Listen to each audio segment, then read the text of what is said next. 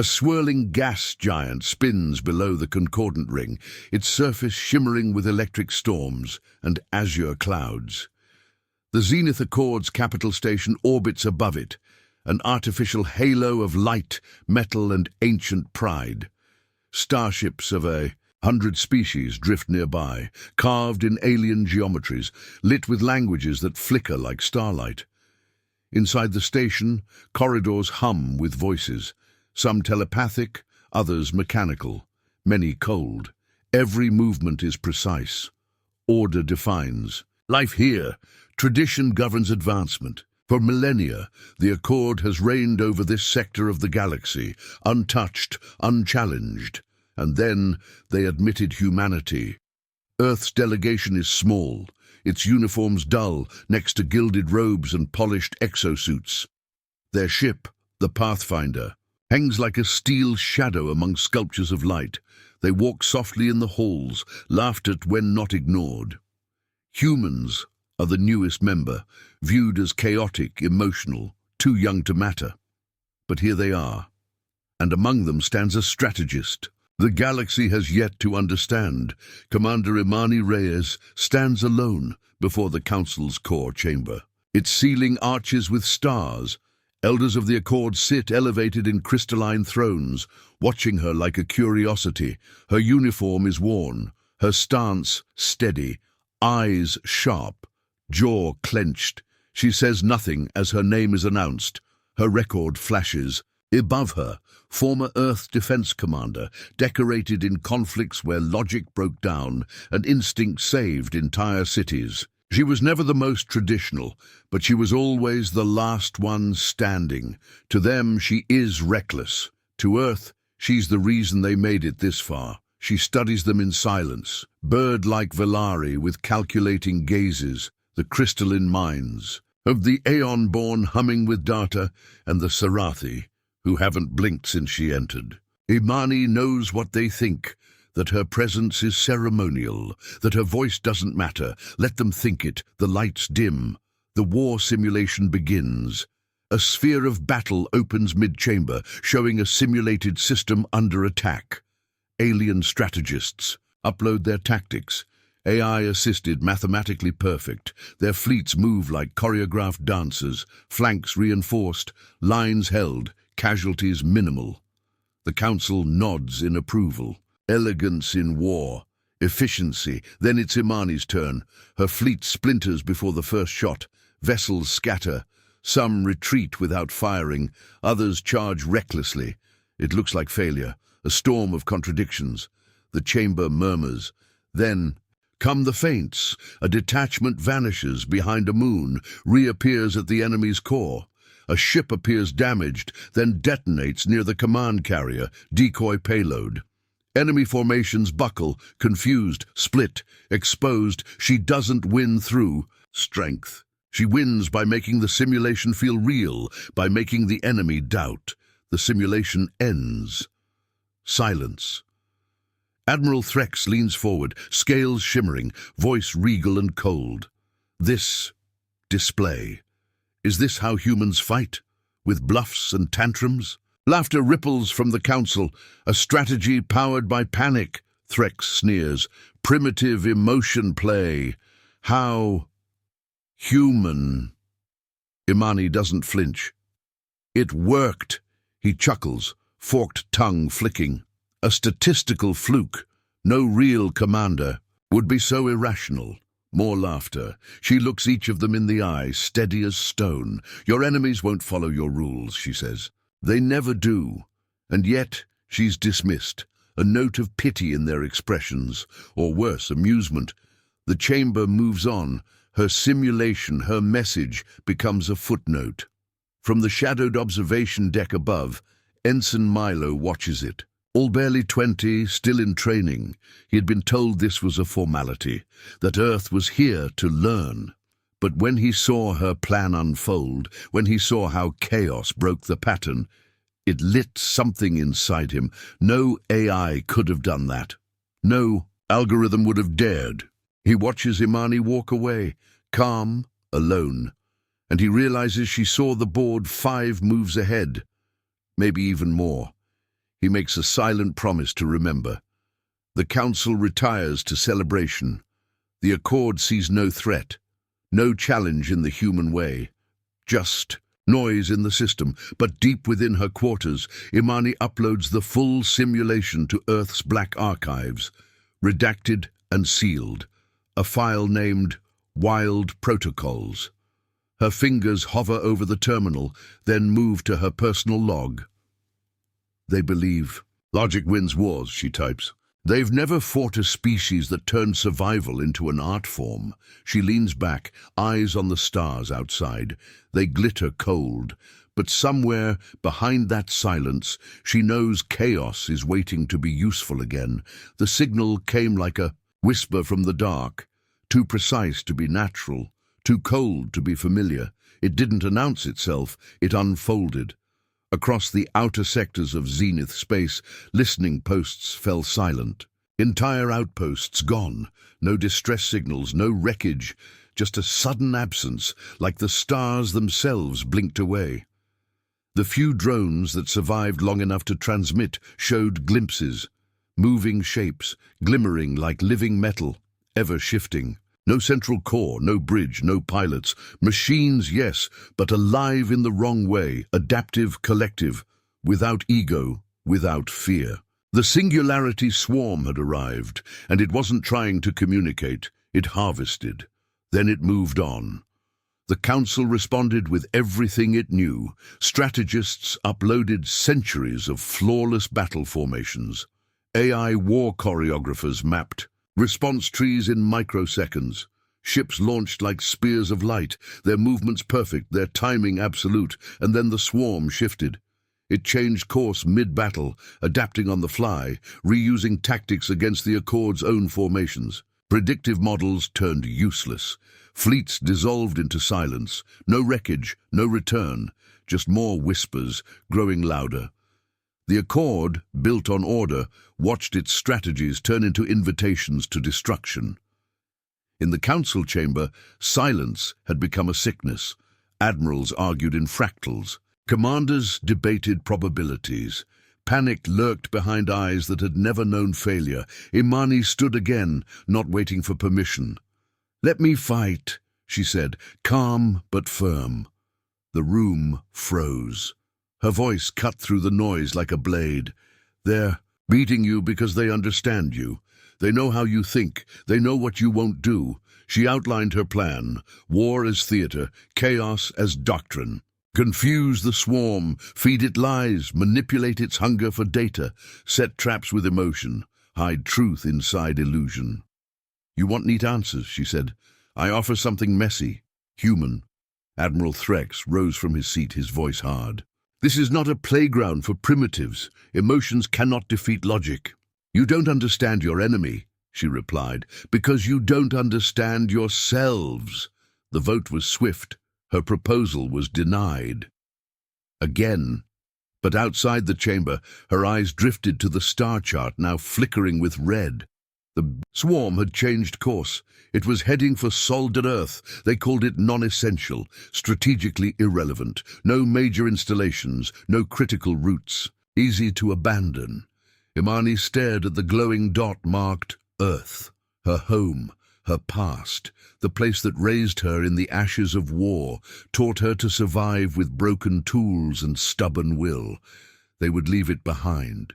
She would not. The moment. She stepped off the council floor. She activated the fallback protocol.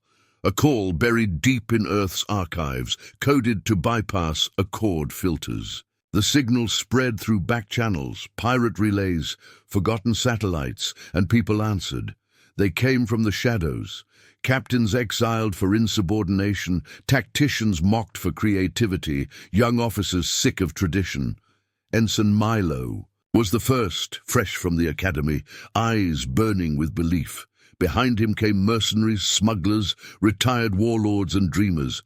They didn't want a perfect fleet. They wanted a fighting one, a loose swarm of ships patched together with scrap and daring, formed under Imani's command. No central flag, no gold-threaded uniforms, just the symbol burned on every hull.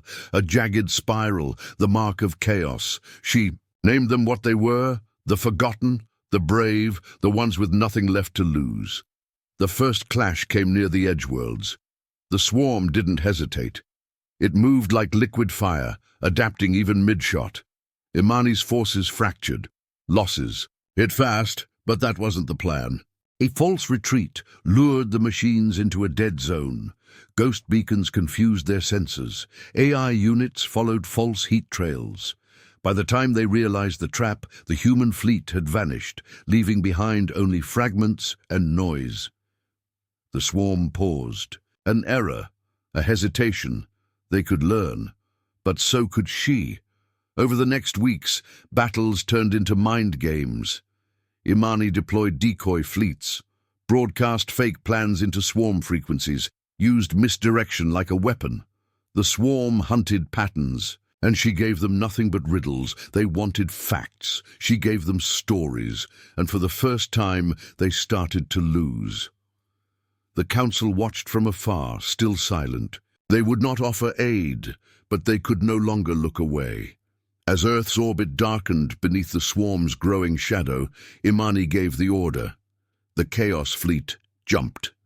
It was not the biggest armada, not the fastest, but it was alive, hungry, unpredictable. Inside every ship, fear was real, but so was belief. They were outnumbered, underdogs again. Just how humanity liked it. No one in the Accord said it, but they all knew. If Earth fell, everything else would follow. Imani stood on her bridge, looking out into the black. They thought logic would save them. Now they would see what chaos could. Dugril. The stars flickered cold over the war-torn sector as the Chaos Fleet drifted into position, battered ships holding formation like tired soldiers. Every engine hum, every blinking light spoke of wear and grit, but something had changed. The swarm was learning, faster than expected. Its attacks came sharper now, precise, predatory. It no longer hesitated. Imani's moves, once unpredictable, had become data points in its growing model. She watched the new reports roll in. Entire units intercepted mid-jump, decoy maneuvers, countered, losses mounting. The swarm had adapted.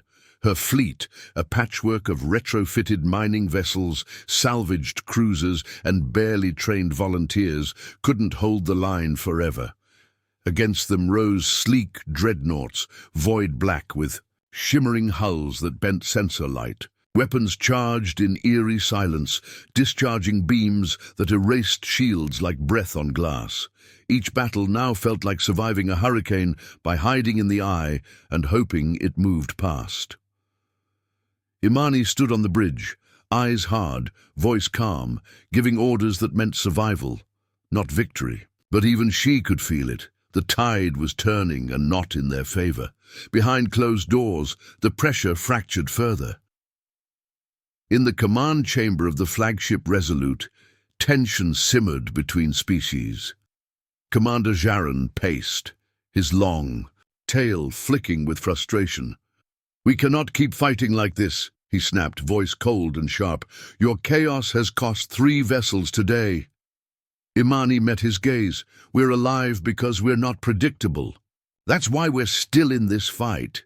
"You call that survival?" growled a Sarathi technician. "You gamble with lives. We were trained in structure, discipline. You were trained to fight enemies that play by your rules," she replied. "This one doesn't." They didn't understand. Not really. Raised in cultures where every plan had backup plans, where emotion was weakness, they saw her methods as madness. Imani didn't argue further. The weight of leadership settled heavier across her shoulders, cold and quiet. She couldn't afford to show doubt, not when it was already blooming like rot inside her ranks. Instead, she took them to school. Training began anew, not with drills, but with riddles. Simulations where rules were traps, and the only path to victory was intuition. She turned tactics into games. One day, teams would be told nothing and expected to adapt mid-battle. Another day, they'd be fed false intel and judged on what they ignored. She taught them to think like humans, quick, emotional, and sharp-edged. To beat the machine, she said, circling them like a storm, you can't be one. We win by not making sense. She showed them guerrilla warfare from Earth's past, wars won by farmers, hackers, rebels with broken tools. She gave them stories, and through those stories, they learned to see the battlefield not as math, but as a stage where unpredictability was power. Then came the raid that changed Zaran. They struck a swarm relay station deep behind enemy lines. The plan was wild. 2 decoys, a stealth insert through an asteroid field, and a self-destruct planted in reverse time. Zaran flew alongside Imani, every instinct in him rebelling, but when the station exploded and the swarm's local control collapsed, he saw it. The chaos had rhythm. Back aboard, his tone shifted.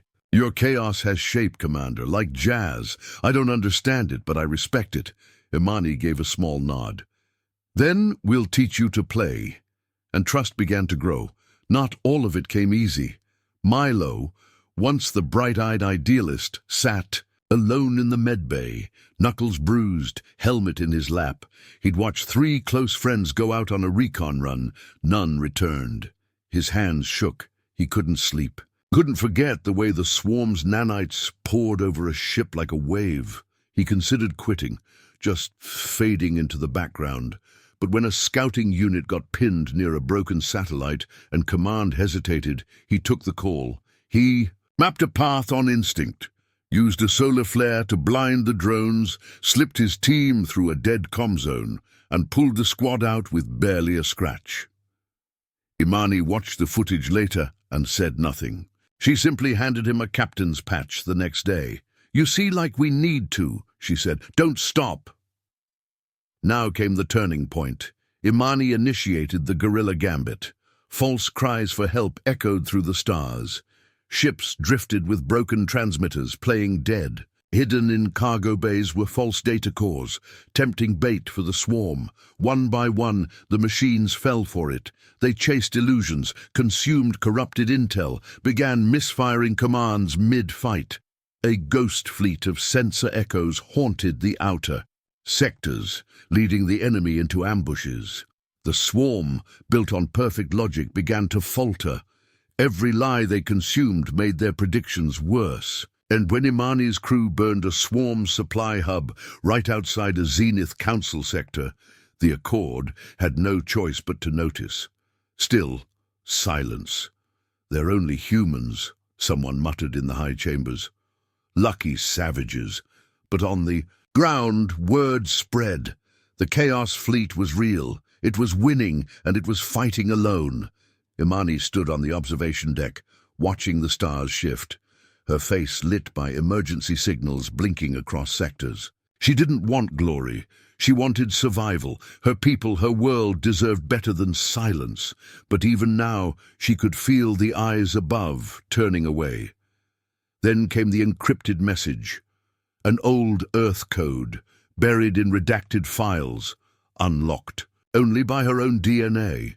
Coordinates to a forgotten moon, sealed long ago after a weapon test that wiped out a city.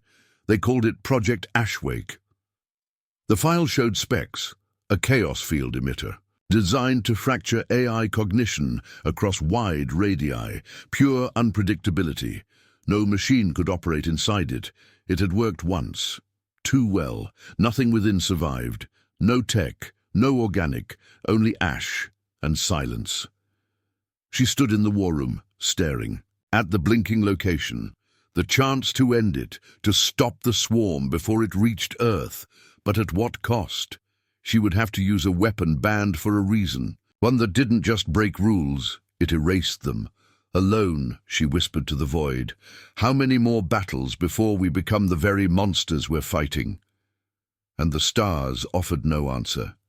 Only the quiet question of whether the future was worth winning if it had to be burned to be saved. The void around Seoul grew darker as the swarm arrived. Ships unlike anything made by hand or heart poured from fold space, vast, smooth, and pulsing with cold logic. They did not speak. They did not blink. They spread like ink in water, blotting out the stars. From orbit, Earth looked like a relic, patched. Defense satellites wheezing to life, old planetary cannons twitching through calibration cycles, orbital decoys flickering with fake energy signatures. To the swarm, it was perfect prey, weak, ripe, alone. But none of it was real. Imani stood in the war room beneath Earth's surface, surrounded by outdated tech and brilliant liars. She watched the map update as swarm units closed in. Everything was in motion, decoys lit in artificial patterns, broken signals that made Earth look cut off from the Chaos Fleet, abandoned and exposed. She leaned over the console, voice calm. Let them see what they want to see.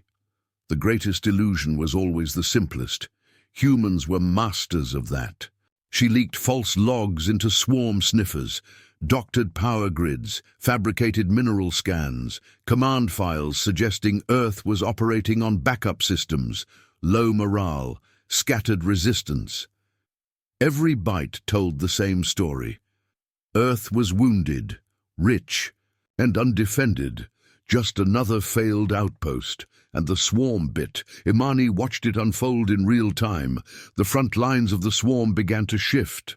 Probes dropped into Earth's orbit, mapping what they thought was a fractured world. More vessels rerouted, chasing phantom signals across the system. But it wasn't just bait, it was corruption. A data weapon crafted in the dark. Imani's engineers had studied the swarm's hunger for logic, and now they fed it contradictions. Buried inside the false signals were mimicked. Swarm thought patterns, subtle, familiar, just wrong enough to cause doubt. The swarm's predictive models started misaligning. Reports conflicted. Pathways to conquest collapsed into loops.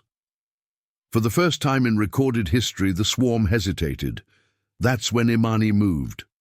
She stood in the hangar bay of a long-abandoned moon, one that didn't even show up on modern maps. Behind her, encased in layers of shielding and rusted scaffolding, sat the device.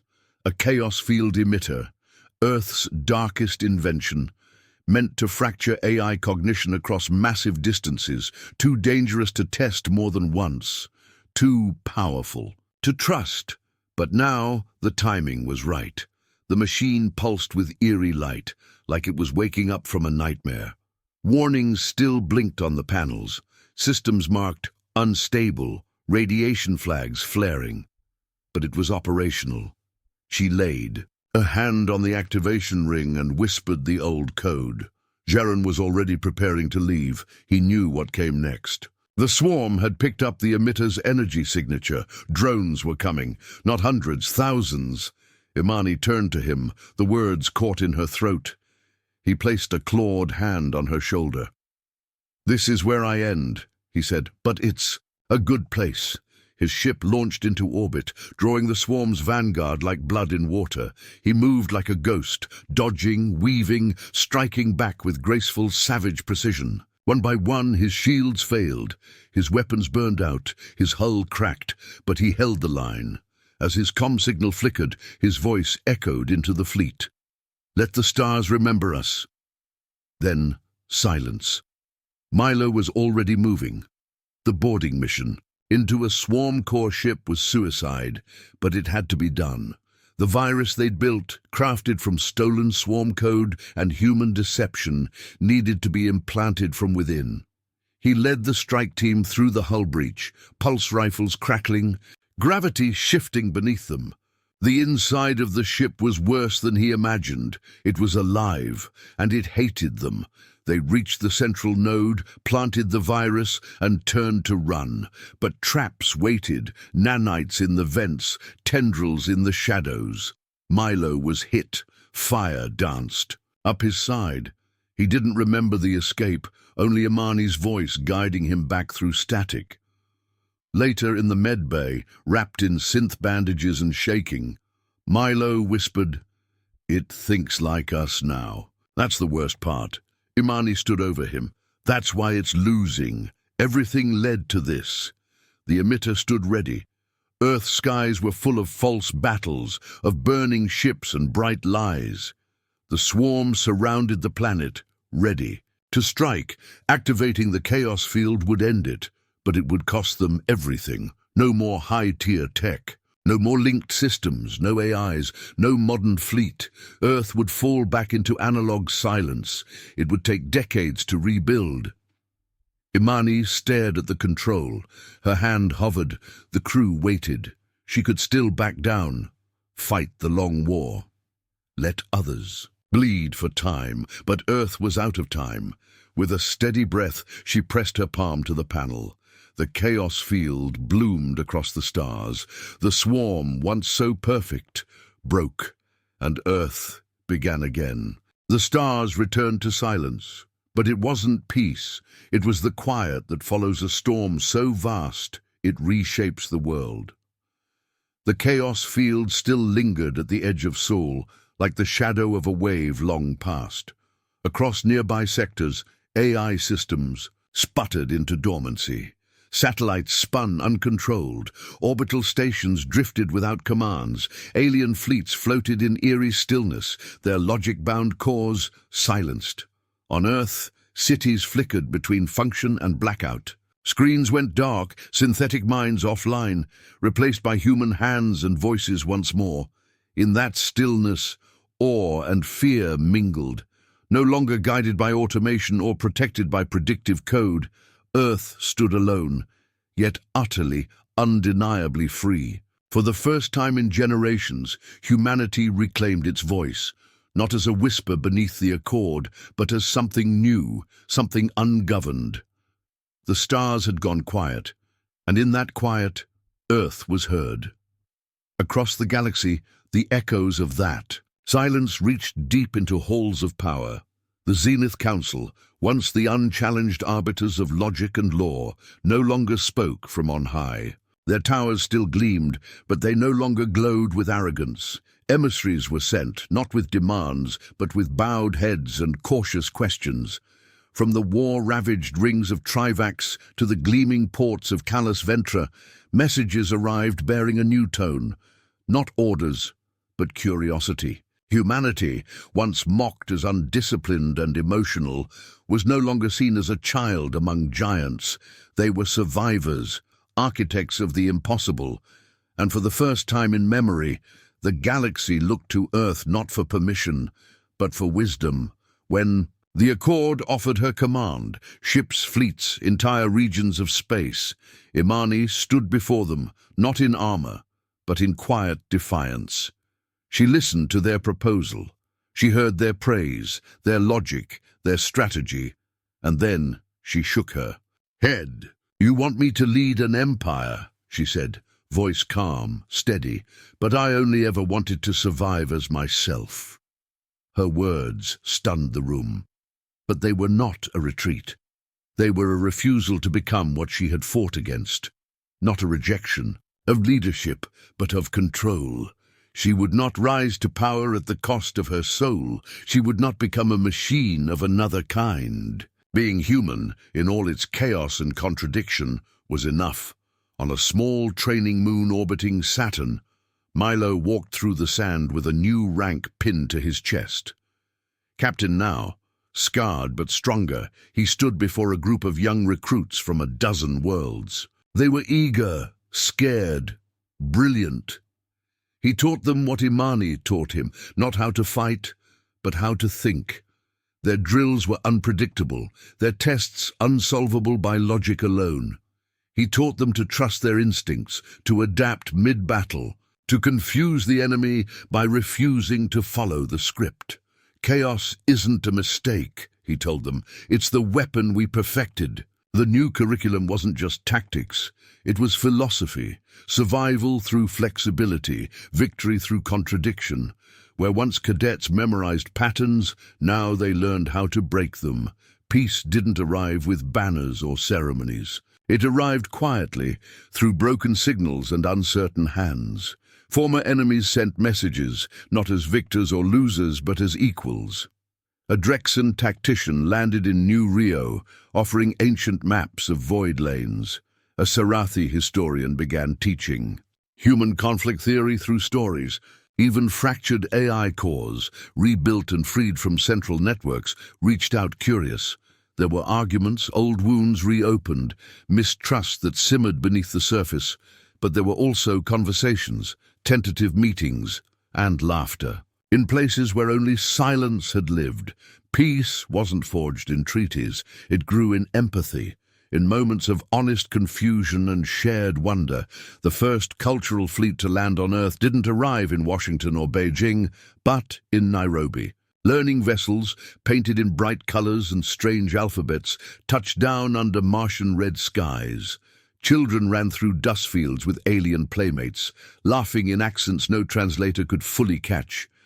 A Sarathi artisan began carving a memory garden in the ruins of an old war monument. A human chef set up a mobile kitchen on Caldris Prime, serving food no alien had ever tasted before, and watching them cry when they did. It was messy, imperfect, full of translation errors and social stumbles, but it was alive, real. For the first time, the exchange was not one-sided, and it wasn't conquest, it was curiosity. Imani didn't disappear, she wrote. Her book, The Art of Wild Strategy, began as a personal journal and turned into a galactic bestseller. It was less of a manual and more of a philosophy, a raw, brilliant mix of war stories and principles. No AI could replicate. She wrote of gut instinct, of chaos as a living force, of turning weakness into opportunity, of fear as fuel. When machines fail, the first line read, the wild mind wins.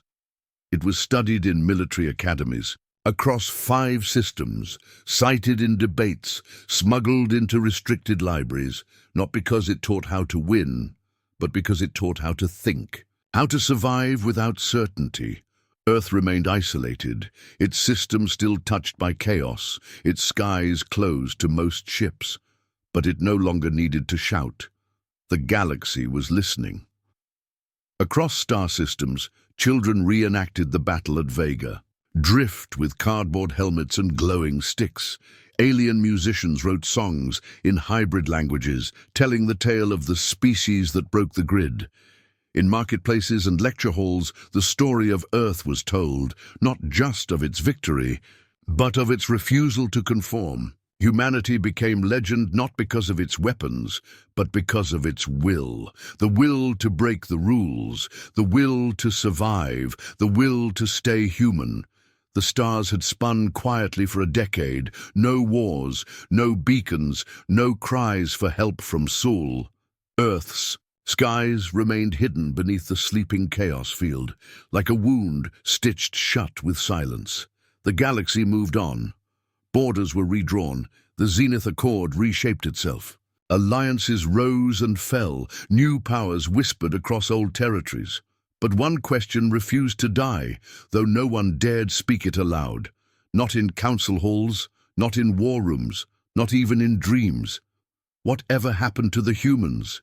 Beyond the mapped territories, on the edge of known space, a fleet breached the silence. No announcements, no demands. Sleek ships with jagged hulls slid past forgotten relay stations and silent outposts. They weren't scouts, they were tacticians, built in the dark, raised on simulations and strategy stolen from old records. They carried Accord battle formations, Zenith engagement theories, even chaos models harvested from corrupted archives. They believed they'd mapped every possible move a galaxy could make. Every threat had a box, every species a file. They didn't come to observe. They came to conquer. In the command deck of the lead vessel, a crimson light blinked, an old sector, Sol. The commander stared at it, then glanced at his adjutant. "What about Earth?" The officer didn't even look up. "Unstable. Last trace. Was a decade ago. No fleets, no movement, cut off from the Accord, probably dead or hiding, irrelevant." The fleet adjusted its path. Sol was bypassed. No scans, no caution. They never saw the anomaly hidden beneath the static. They never noticed the layers of camouflage, the empty signals, the artificial stillness. They never saw the trap. Deep beneath the surface of Earth, far below the ruins of an old city swallowed by jungle, a bunker breathed in silence. Concrete and steel wrapped around geothermal vents, humming faintly like a heartbeat. Commander Imani Reyes sat in a high-backed chair, her posture relaxed, her presence anything but. Her hair had silvered with time, but her gaze still burned, with the fire of someone who had never truly stopped fighting. Around her, flickering monitors displayed distant ship movements, ghosts drifting toward a forgotten star. She watched. She waited. Her fingers hovered over a control pad. The lights dimmed as the system confirmed trajectory. The invaders were coming close enough now, close enough to think they were safe. Her lips curled into a smile. Slow, quiet, dangerous. "Let's see if they laugh this time," she whispered. The main screen pulsed red. For the first time in years, Earth's systems responded. Turrets groaned as power surged into their cores. Old satellites blinked back to life, not with signals, but with purpose. Far above the clouds, defense grids unfolded like wings. They had slept long enough. No fanfare, no grand declaration, just the sound of systems waking from a long, bitter dream. The galaxy thought Earth had gone dark. They were wrong.